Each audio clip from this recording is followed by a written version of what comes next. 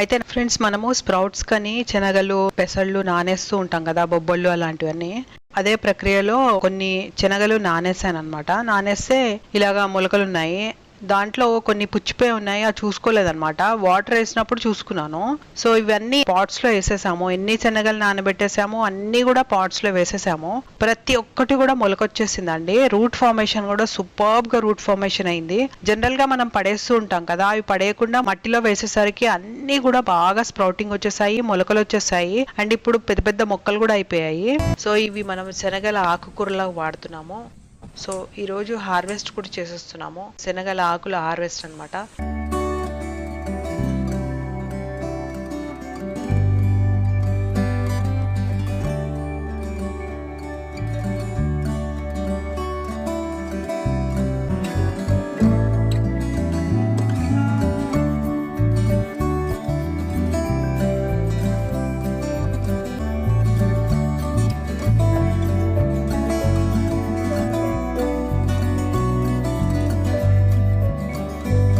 మంచి హార్వెస్ట్ వచ్చింది.